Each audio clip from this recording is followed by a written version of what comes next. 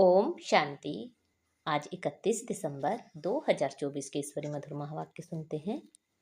मीठे बच्चे, बाप जो रोज रोज पढ़ाते हैं, यह पढ़ाई कभी मिस नहीं करनी है। इस पढ़ाई से ही अंदर का संशय दूर होगा। आज के मुरली से प्रश्न है, बाप के दिल को जीतने की युक्ति क्या है? उत्तर है, बाप के दिल को जीतना है तो जब तक संगम युग है तब तक बाप से कुछ भी छिपाओ नहीं। अपने कैरेक्टर्स पर पूरा पूरा ध्यान दो। अगर कोई पाप कर्म हो जाता है तो अविनाशी सर्जन को सुनाओ तो हल्के हो जाएंगे। तो बाप से दया व कृपा मांगने की बजाय स्वयं पर कृपा करो। ऐसा पुरुषार्थ कर बाप के दिल को जीत लो। ओम शांति। अभी रूहानी बच्चे यह तो जानते हैं कि नई दुनिया में सुख है, पुरानी दुनिया में दुख है। दुख में सभी दुख में आ जाते हैं और सुख में सभी सुख में आ जाते हैं। सुख की दुनिया में दुख का नाम निशान नहीं, फिर जहाँ दुख है वहाँ सुख का नाम निशान नहीं। जहाँ पाप है वहाँ पुण्य का नाम निशान नहीं, जहाँ पुण्य है वहाँ पाप का नाम निशान नहीं। वह कौन सी जगह है? एक है सतयुग, दूसरा है कलयुग। यह तो बच्चों की बुद्धि में जरूर होगा। अभी दुख का समय पूरा होता है और सतयुग के लिए तैयारी हो रही है। हम सभी इस पतित छीछी दुनिया में उस पार सतयुग अर्थात राम राज्य में जा रहे हैं। नई दुनिया में है सुख, पुरानी दुनिया में है दुख। ऐसा नहीं जो सुख देता है वही दुख भी देता है, नहीं। सुख बाप देता है, दुख माया रावण देता है। उस दुश्मन की एफिजी हर वर्ष जलाते हैं। दुख देने वाले को हमेशा जलाया जाता है। बच्चे जानते हैं जब उनका राज्य पूरा होता है तो फिर हमेशा के लिए खल्लास हो जाता है। 5 विकार ही सबको आदि मध्य अंत दुख देते हैं। तुम यहाँ बैठे हो तो भी तुम्हारी बुद्धि में यही रहे कि हम बाबा के पास जाएं। रावण को तो तुम बाप नहीं कहेंगे।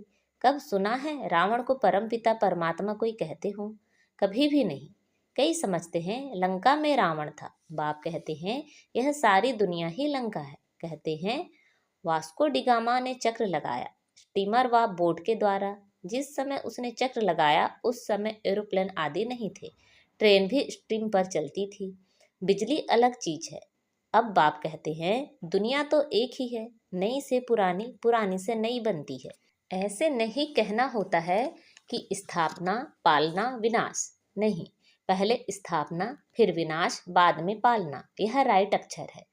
बाद में रावण की पालना शुरू होती है। वह झूठी विकारी पतित बनने की पालना है जिससे सब दुखी होते हैं। बाप तो कभी किसी को दुख नहीं देते। यहाँ तो तमो प्रधान बनने के कारण बाप को ही सर्वव्यापी कह देते हैं। देखो क्या बन पड़े हैं। यह तो तुम बच्चों को चलते फिरते बुद्धि में रहना चाहिए। है तो बहुत सहज, सिर्फ अल्फ की बात है। मुसलमान लोग भी कहते हैं उठकर अल्लाह को याद करो। खुद भी सवेरे उठते हैं। वह कहते हैं अल्लाह व खुदा को याद करो। तुम कहेंगे बाप को याद करो। बाबा अक्षर बहुत मीठा है। अल्लाह कहने से वर्षा याद नहीं आएगा, बाबा कहने से वर्षा याद आ जाता है। मुसलमान लोग बाप नहीं कहते हैं, वह फिर अल्लाह मियाँ कहते हैं। मियाँ बीबी, यह सभी अक्षर भारत में है। परम पिता परमात्मा कहने से ही शिवलिंग याद आ जाएगा। यूरोप वासी लोग गॉड फादर कहते हैं। भारत में तो पत्थर भीतर में भी भगवान समझ लेते हैं। शिवलिंग भी पत्थर का होता है, समझते हैं इस पत्थर में भगवान बैठा है। भगवान को याद करेंगे तो पत्थर ही सामने आ जाता है। पत्थर को भगवान समझ पूजते हैं। पत्थर कहाँ से आता है? पहाड़ों के झरनों से गिरते गिरते गोल चिकना बन जाता है, फिर कैसे नेचुरल निशान भी बन जाते हैं। देवी देवताओं की मूर्ति ऐसी नहीं होती है। पत्थर काट काट कर कान, मुंह, नाक, आँख आदि आदि कितना सुंदर बनाते हैं। खर्चा बहुत करते हैं। शिव बाबा की मूर्ति पर कोई खर्चे आदि की बात नहीं। अभी तुम बच्चे समझते हो हम सो देवी देवता चैतन्य में खुद बन रहे हैं। चैतन्य में होंगे तब पूजा आदि नहीं होगी। जब पत्थर बुद्धि बनते हैं तब पत्थर की पूजा करते हैं।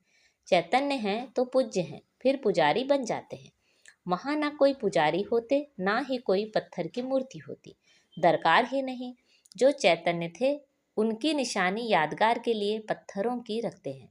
अभी इन देवताओं की कहानी का तुमको मालूम पड़ गया है कि इन देवताओं की जीवन कहानी क्या थी। फिर से वह रिपीट होती है। आगे यह ज्ञान चक्षु नहीं था, तो जैसे पत्थर बुद्धि थे। अभी बाप द्वारा जो ज्ञान मिला है, ज्ञान एक ही है, परंतु उठाने वाले नंबरवार हैं। तुम्हारी रुद्रमाला भी इस धारणा के अनुसार ही बनती है। एक है रुद्रमाला, दूसरी है रुंडमाला। एक है ब्रदर्स की, दूसरी है ब्रदर्स और सिस्टर्स की। यह तो बुद्धि में आता है। हम आत्माएं बहुत छोटी छोटी बिंदी मौफिक हैं। गायन भी है, भ्रिकुटी के बीच चमकता है अजब सितारा। अभी तुम समझते हो हम आत्मा चैतन्य हैं, वह एक छोटे सितारे मिसल है। फिर जब गर्भ में आते हैं तो पहले कितना छोटा पिंड होता है, फिर कितना बड़ा हो जाता है। वही आत्मा अपने शरीर द्वारा अविनाशी पाड़ बजाती रहती है। इस शरीर को ही फिर सब याद करने लग पड़ते हैं। यह शरीर ही अच्छा बुरा होने के कारण सबको आकर्षित करता है।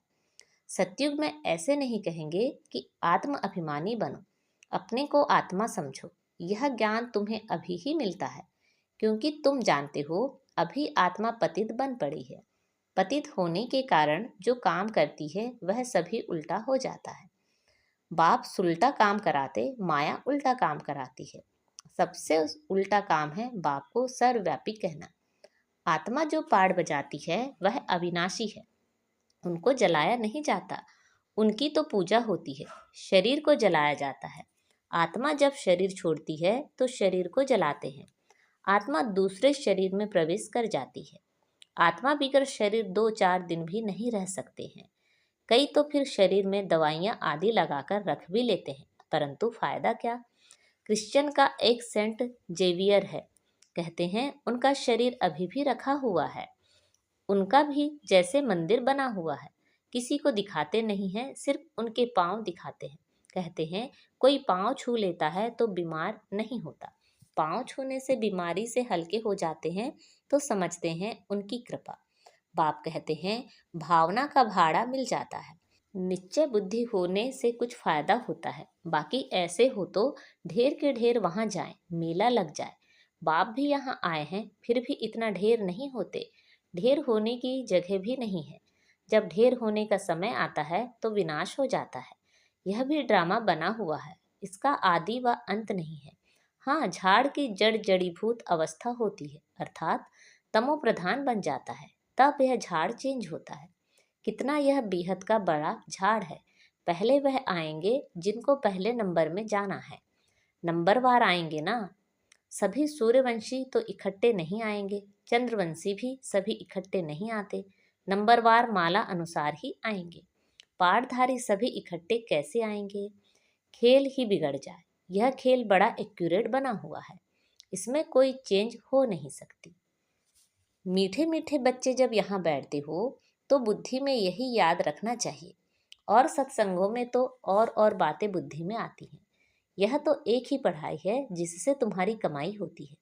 उन शास्त्रों आदि को पढ़ने से कमाई नहीं होती। हाँ, कुछ ना कुछ गुण अच्छे होते हैं। ग्रंथ पढ़ने बैठते हो तो ऐसे नहीं सभी निर्विकारी होते हैं। बाप कहते हैं इस दुनिया में सभी भ्रष्टाचार से पैदा होते हैं। तुम बच्चों से कोई पूछते हैं वहाँ जन्म कैसे होगा, बोलो वहाँ तो 5 विकार ही नहीं, योग बल से बच्चे पैदा होते हैं। पहले ही साक्षात्कार होता है कि बच्चा आने वाला है। वहाँ विकार की बात नहीं। यहाँ तो बच्चों को भी माया गिरा देती है। कोई कोई तो बाप को आकर सुनाते भी हैं, सुनाएंगे नहीं तो 100 गुना दंड पड़ जाएगा। बाप तो सभी बच्चों को कहते हैं कि कोई भी पाप कर्म हो जाता है तो बाप को झट बताना चाहिए।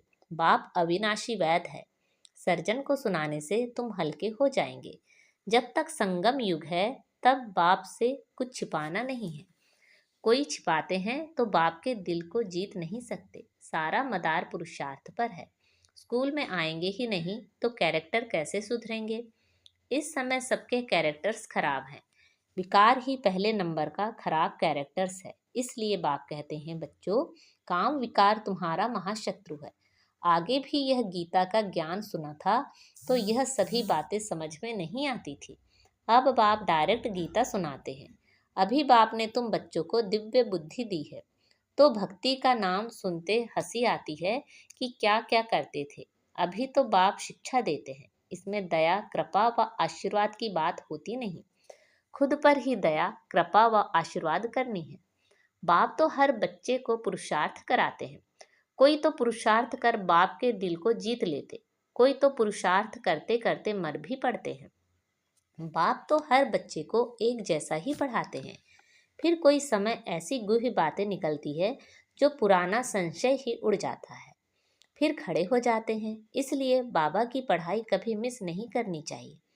मुख्य है बाप की याद।